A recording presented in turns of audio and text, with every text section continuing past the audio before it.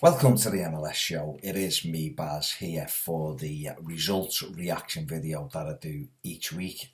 For this video, I'm going to be talking about Orlando City against New England Revolution. What a game.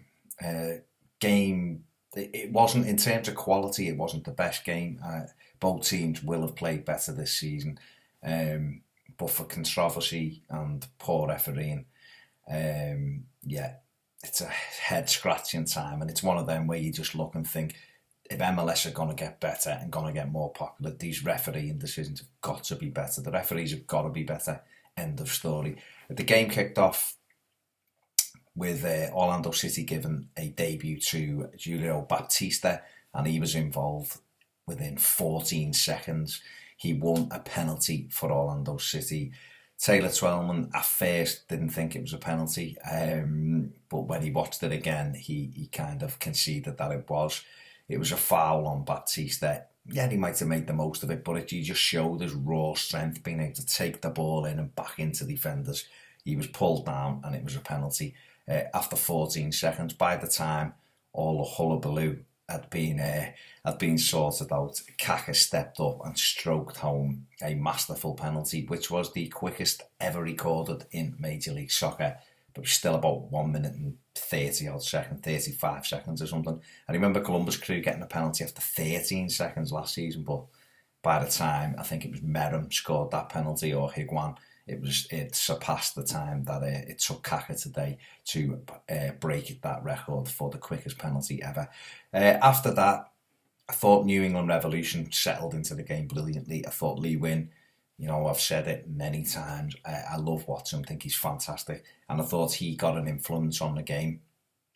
Not so sure that Nocerino and Seren worked as a two. I think obviously when Higuita is fit, him and Seren as a pair in there for Orlando City are fantastic.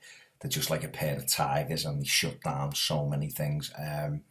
Where Nocerino fits into that, who knows? Maybe he goes into a three, Kaka drops wide, or maybe they play a 4-3-1-2. Maybe that'll work better for Agent Heatman with the Beast and Kyle Larin up top. Maybe that's something for them to go to, but New England for me had much better of the first half. The control matters. The Orlando attacks were sporadic, really were sporadic, and it was no surprise when Teal Bunbury equalised. Maybe it was a surprise Teal Bunbury scored because he's fluffed his lines quite a few times so far this season for the Revs, but it was a Lee Win corner right in, and Bunbury on touch and then into the roof of the net to equalise. It'd been coming. Seb Hines had made some unbelievable clearances. Joe Bendick had done well getting blocks in. It had been coming when the Revs equalised. Went in 1-1 at half time. Second half followed a similar pattern. I thought the Revs were on top again. I thought they really controlled the play. They were trying to get, they were breaking, playing on the counter-attack, but they just had a lot of the ball and shut down Orlando. And that doesn't normally happen at the Citrus Bowl, to be honest with you. But I was impressed with the Revs. They played really, really well. But Adrian Heath made a couple of substitutions just after the hour mark. He brought off Carlos Rivas, who, again, for me, flattered to deceive Rivas. He's got everything to be to all the attributes to be a very, very dangerous winger for Orlando City, but decision making isn't there at the moment. He took him and Winter off. He replaced them with Kyle Larin and Kevin Molino, and all of a sudden Orlando just looked a better side. Larin went up alongside Baptista. Molino joined in midfield, and all of a sudden it became about Orlando. Molino twice getting in, forcing a brilliant save from the Revs keeper, Shuttleworth, tipping one over, which was a Rashman drive, and then an unbelievable chance where I think it was Kaka puts it across. Larin has just got a tap in. It's a great piece of defending. They just couldn't quite get that the second goal. Orlando, they were pushing on and they were forcing New England back. Revs did look dangerous on the break. Charlie Davies came on and he was always a threat. Wim was always a threat when he was in possession of the ball. But as the game went on and the wall got going and the atmosphere cranked up, Orlando City pressed Revs further and further back, and it looked like it was a matter of time. Seb Hines hit a post off a corner. Kaka to the back post. Seb Hines down with header, hits the outside of the post. And then going into injury time, you're thinking, this looks like it's settling for a 1-1. Ball comes into the box, bobbles around. Molino, the ball does strike his arm. It does strike his arm. He takes the control of the ball and smashes it into the bottom corner. The referee had put 3 minutes up. Molino scored in the 92nd minute. Puts it in really, really well. It was probably a difficult one for the referee to see from where he was, because it just looks like it hits Molino in the midriff and breaks to him. He whacked it in. It was handball. You can't get away from that. It hit him on the arm, and the reason why you can't say, well, it was ball to hand, it hit him on the arm, and it went controlled into his path for him to score. So it probably was handball. I can understand why the referee didn't give it, because there was bodies in the way, and he's finished it. So you're thinking 2-1. I'm an Evertonian, as you can see, so a goal late in injury time doesn't mean a winner for me. I also follow Orlando City, so again, I wasn't convinced that the game was over, and it wasn't. Revs get the ball, some sloppy play by Orlando, get the ball to the edge of the penalty area. I think it's Lee Wynn, checks back and hits a cross or a shot, whatever it may be, and Carrasco would come on. It hits him on the shoulder. It hits him here. And the referee, in his wisdom, gives a free kick on the edge of the penalty area. Now, Carrasco is in the box, but it's not handball. So the referee's made a decision, and he's saying it's handball on the edge of the penalty area. He quite clearly points to the edge of the penalty area. That's where the free kick is. He gets the ball, puts it down, and it's a free kick. And you're thinking, right, Wynn's going to have a go. He'd had the range here about 10 minutes earlier. You're thinking, he just got to see this out, see the free kick out. And then somehow he's talking to the fourth official, who I can only assume is being told by Jay Heaps that it was in the box. If it's handball, it's in the box, therefore it's a penalty. The referee is looking at the penalty spot, and he's looking at the outside the penalty area. Does he give a free kick? Does he give a penalty? Obviously, Orlando City players are pushing him back, going, there's nothing. Revs players are saying it was in the box, look where he's standing. And there's this bizarre thing that just carries on for about 2 minutes. And in the end, he gives a penalty, which is totally the wrong decision, because it wasn't handball. So therefore it can't have been a penalty. And he's already given the decision outside the penalty area. So it's absolutely bizarre. It's pathetic refereeing. That's what it is. It's really, really poor refereeing. If someone's looking at a screen and saying it's in the box, then they're looking at the screen and seeing that it isn't handball.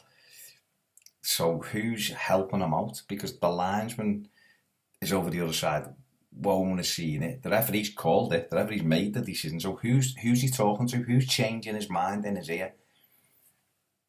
He gives the penalty. Lee Wynn, cool as ice, steps up, strokes in the penalty to make it 2 apiece. The game is over. It's finished.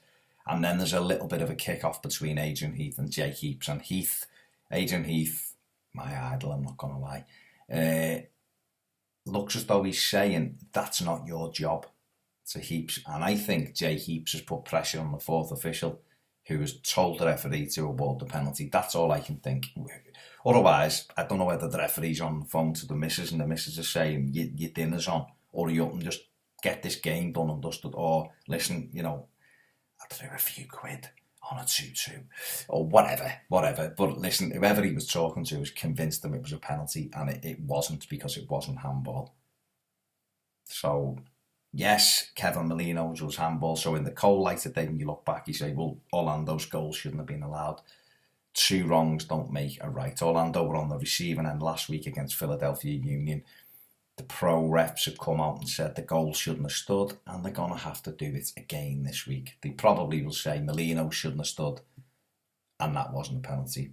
Not pulling up any trees. It's Peter Walton rather. It's him. He was terrible in this. He was absolutely abysmal in this country as a ref. So how he's doing that job, God knows. But it ended 2 apiece. It was probably the right result, in all fairness. And a good game, 4 goals. Yeah, what more can you say? But referees, stop stop giving us things to talk about, things to berate you about. Please, just get better. Get better for MLS's sake. Let me know what you think in the comments section below. Do you think it was a handball by Molino, or do you just think it was ball to hand? Was the referee right, wrong with the penalty call? Have your say in the comments section below. We do read them, and I do try to respond as much as I can. Give us a subscribe, give us a like on Facebook, follow us on Twitter at the MLS Show, and look out for more videos this week. And back in the studio this week as well with Ped and with a couple of other guys to discuss other things about MLS. So look out for them as well. I'll have more reaction videos that will be shorter than this one, I promise you. So give them a little bit of a check out as well. And I'll catch you next time on the MLS Show. Game. It wasn't, in terms of quality, it wasn't the best game. Both teams will have played better this season. But for controversy and poor refereeing, it's a head-scratching time, and it's one of them involved within 14 seconds. He won a penalty for Orlando City. Taylor Twellman at first didn't think it was a penalty, but when he watched it again, he kind of conceded that it was. It was a foul on Baptista. Yeah, he might have made where you just look and think, if MLS are going to get better and going to get more popular, these refereeing decisions have got to be better. The referees have got to be better. End of story. The game kicked off with Orlando City giving a debut to Julio Baptista, and he was in. Welcome to the MLS Show. It is me, Baz, here for the results reaction video that I do each week. For this video, I'm going to be talking about Orlando City against New England Revolution. What I the most of it, but he just showed his raw strength, being able to take the ball in and back into defenders. He was pulled down, and it was a penalty after 14 seconds. By the time all the hullabaloo had been sorted out, Kaka stepped up and stroked home a